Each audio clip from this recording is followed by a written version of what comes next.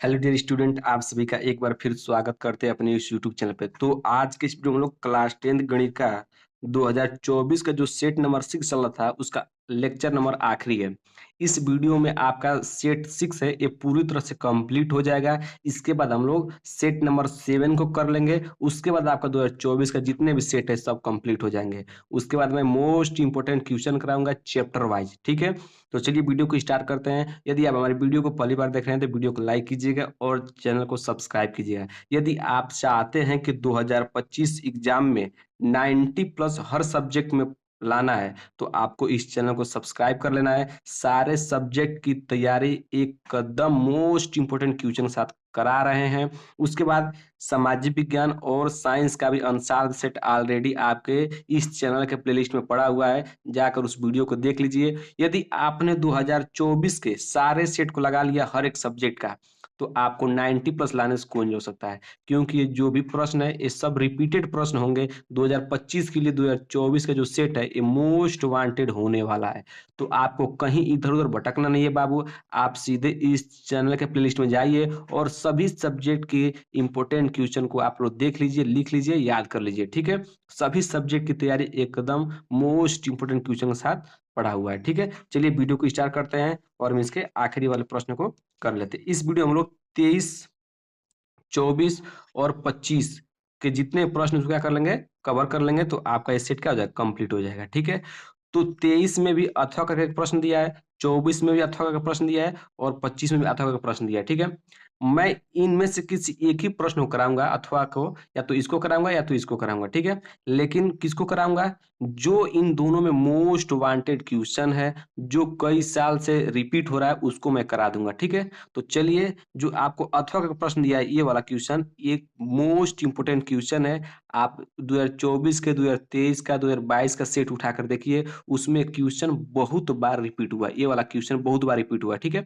तो इसको एक कदम अच्छा समझा देते हैं ताकि आपका 6 नंबर पक्का हो जाए, ठीक है ना। ये प्रश्न कितने नंबर में आया है, 6 नंबर का प्रश्न आया है। तो ठीक है, चलिए वीडियो को स्टार्ट करते हैं और प्रश्न को आपको बताते हैं। एकदम ध्यान समझिए बाबू, एक कदम अच्छे समझाएंगे।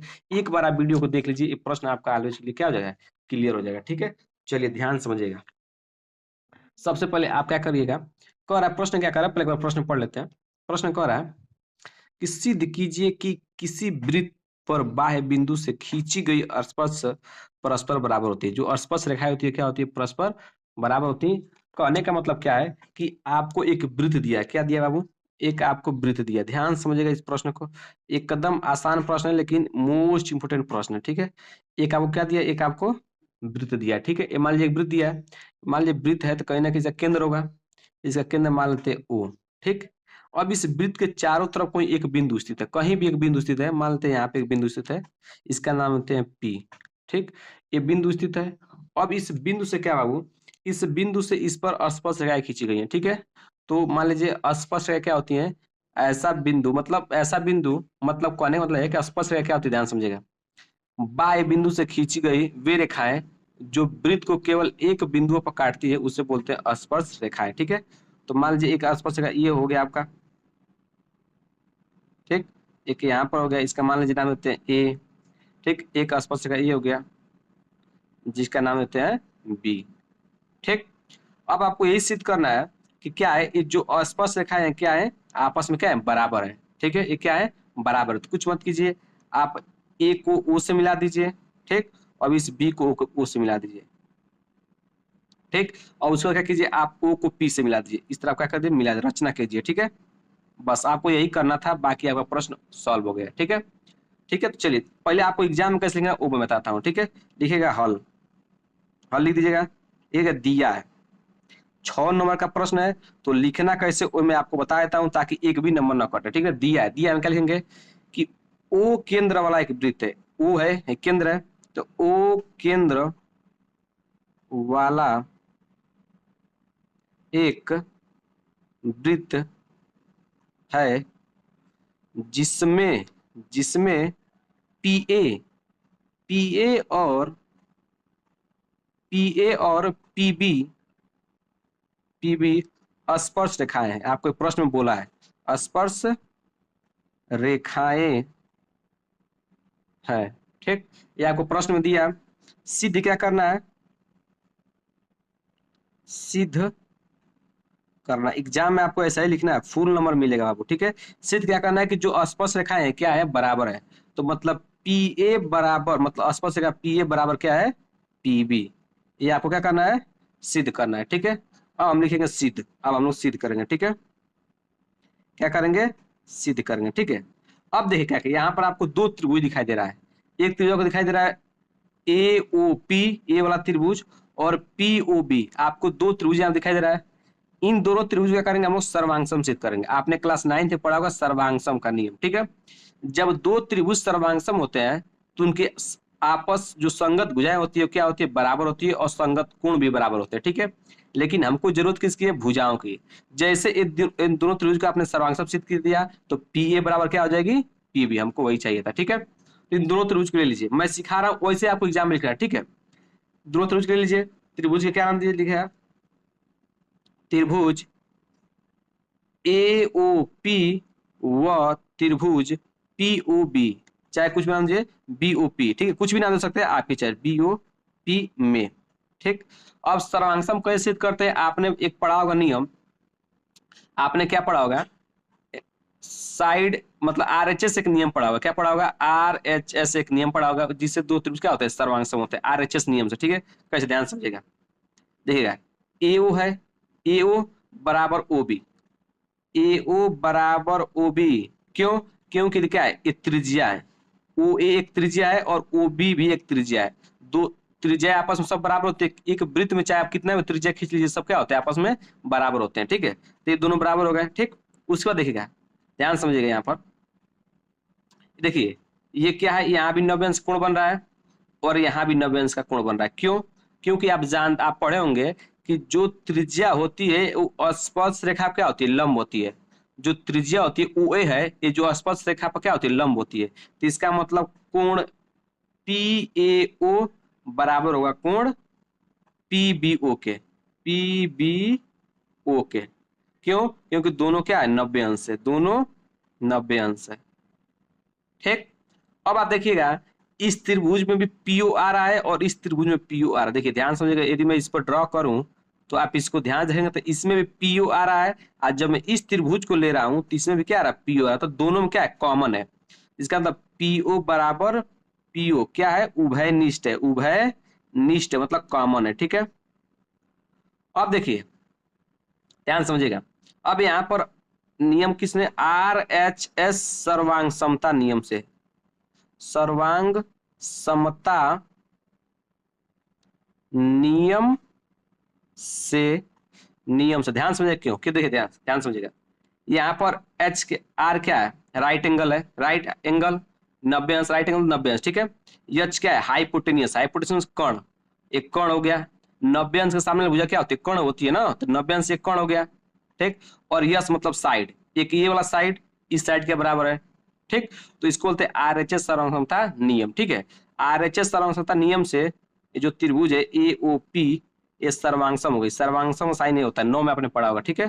त्रिभुज बी ओ पी के, ठीक है। दोनों जैसे दो त्रिभुज सर्वांगसम होते हैं तो इनके भुजाएं क्या होती है, बराबर होती है। तो आप डायरेक्ट लिख दीजिए पी ए बराबर पी बी, पी बी, ये क्या करना था, सिद्ध करना था। इति सिद्धम। देखिए इतना आसान प्रश्न है और 6 नंबर का प्रश्न है, आप देख सकते हैं कि बस इतना ही मैंने इसको कंप्लीट करा दिया है। आप इसको समझ लीजिए, अगर नहीं समझ में आया तो एक बार और देखिएगा, आपको एकदम अच्छे समझ में आ जाएगा, ठीक है। एकदम आसान प्रश्न था, एक बार और समझिएगा, कंफर्म हो जाएगा कि आपको आ जाएगा, ठीक है। चलिए अब अगला प्रश्न क्या है, अगला प्रश्न आपका 24 नंबर मोस्ट वांटेड प्रश्न है, त्रिकोणमिति से। किससे है, त्रिकोणमिति से। आपको क्या सिद्ध करना है कि सिद्ध कीजिए cosec A minus sine A into sec A minus cos A बराबर 1/tan a plus cot A, ठीक ना। कैसे सिद्ध करते हैं, एक बार एलएचएस लेके सॉल्व करेंगे, एक बार आरएचएस लेके सॉल्व करेंगे, दोनों को बराबर दिखा देंगे, सिद्ध हो जाएगा, ठीक है। 6 नंबर का प्रश्न है, एकदम आसान प्रश्न, ध्यान समझिएगा इस प्रश्न को, ठीक है। सबसे पहले इसमें क्या लेते हैं, हम एलएचएस ले लेते हैं। 24 नंबर प्रश्न देखिए, इसमें हम क्या ले लेते हैं, एलएचएस ले लेते हैं। एलएचएस क्या आपका, cosec A minus sine A into sec A minus cos A, ठीक।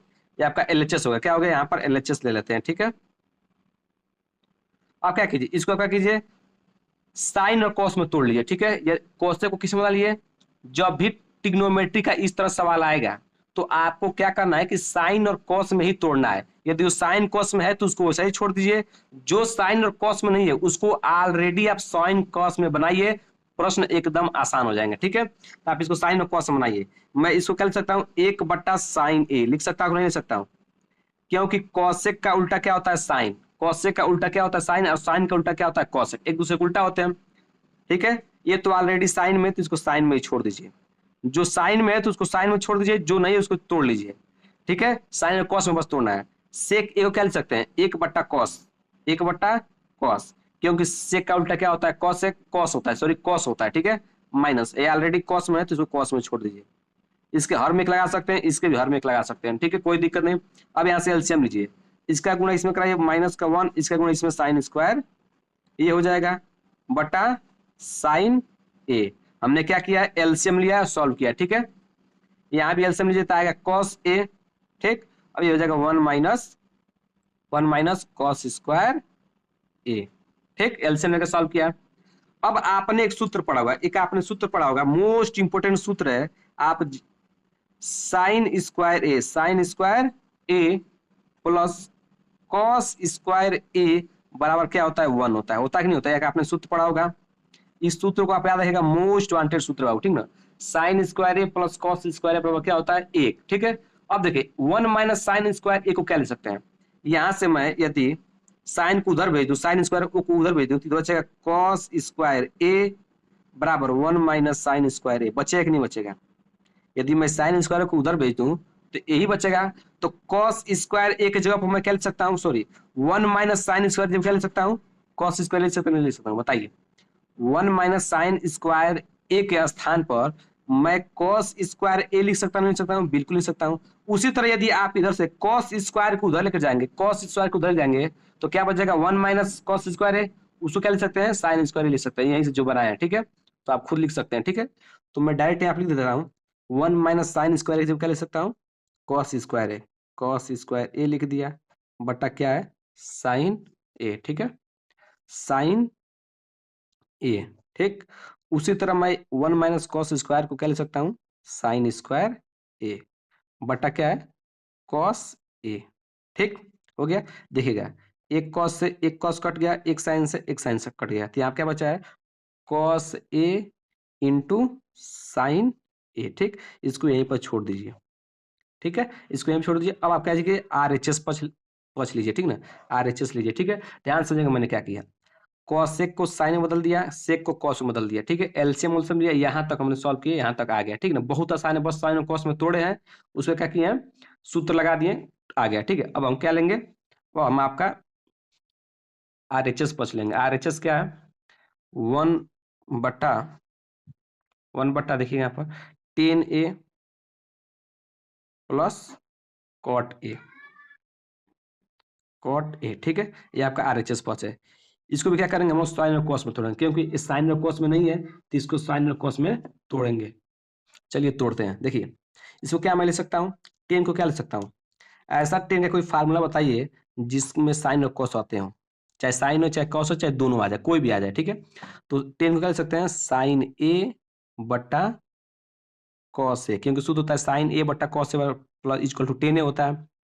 कॉट को क्या ले सकते हैं, कॉस ए बटा साइन ए, सूत्र होता है, आपको पता होना चाहिए, ठीक है।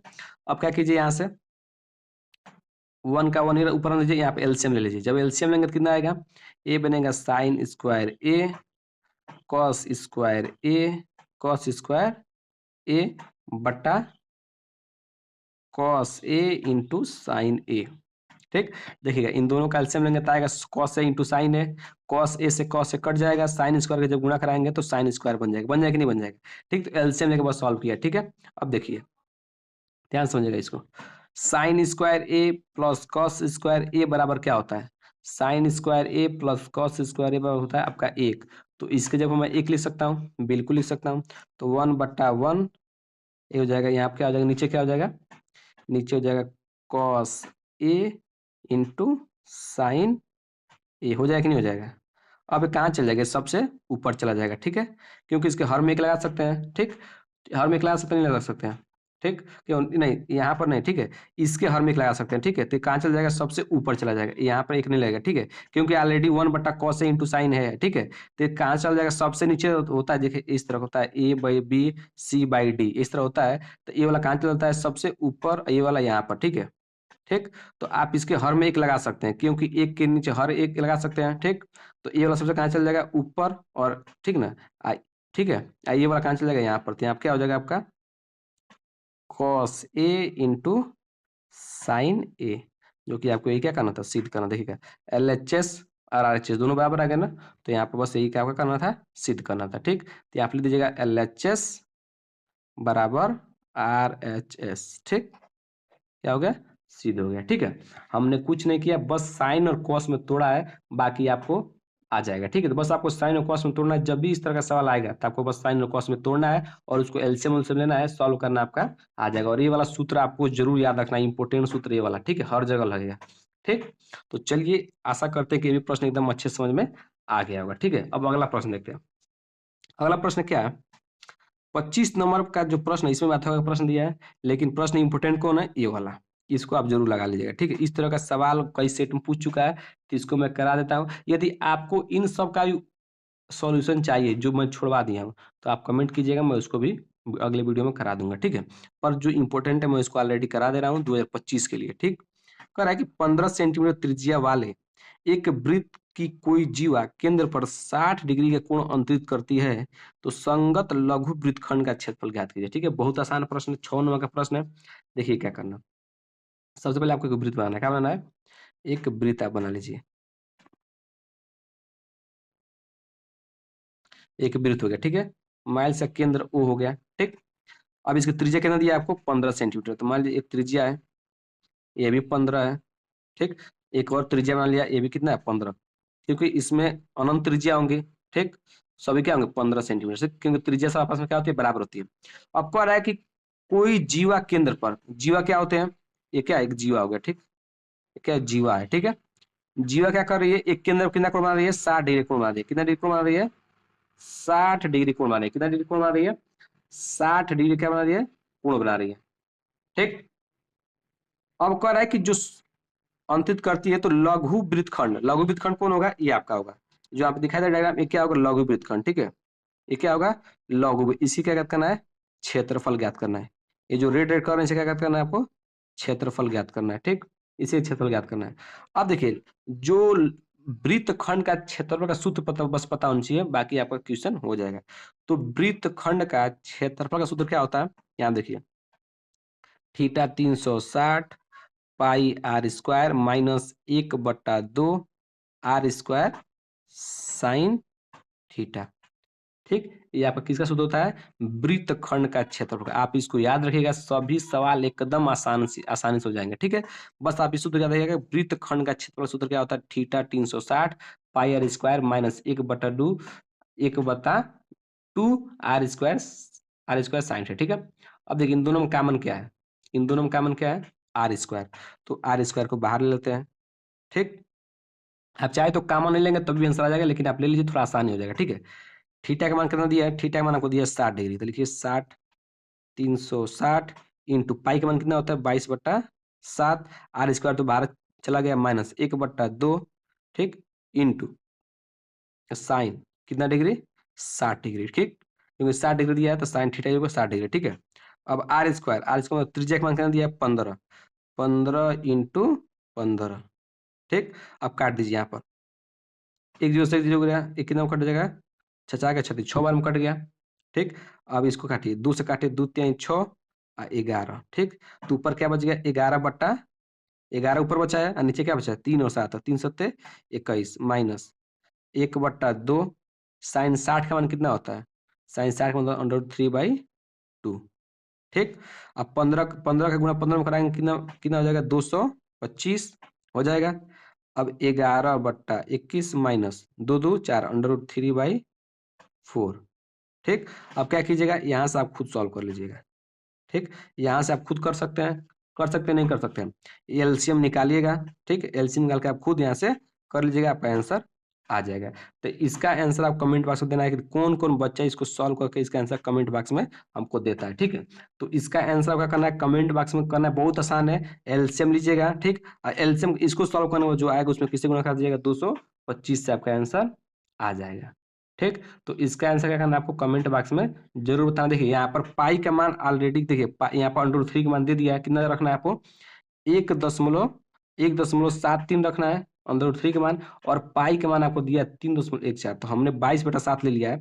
आप क्या कीजिएगा यहाँ पर 3.14 भी ले सकते हैं। चलिए थोड़ा इसको मैं करा देता हूँ, देखिए ध्यान से समझिएगा, यहाँ पर मैं करा देता हूँ, मान लेकर दिखा देता हूँ, ठीक है, ताकि आपको कोई भी दिक्कत ना हो। सूत्र क्या है?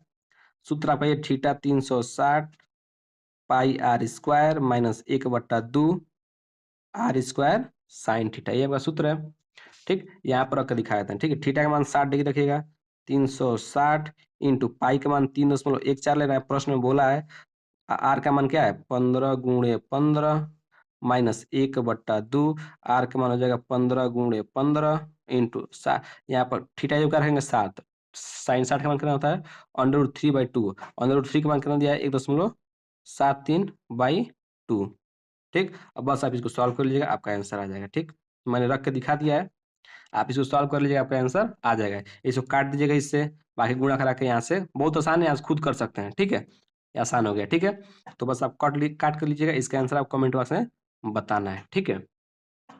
तो इस तरह आपका जो सेट 6 है ये भी पूरी तरह से क्या हमने कर दिया, कंप्लीट कर दिया बाबू। यदि आपको सभी प्रश्न एकदम अच्छे समझ में आए होंगे तो वीडियो को लाइक कीजिएगा और चैनल को सब्सक्राइब कीजिएगा। अगले वीडियो हम लोग सेट नंबर 7 को स्टार्ट कर देंगे, ठीक है?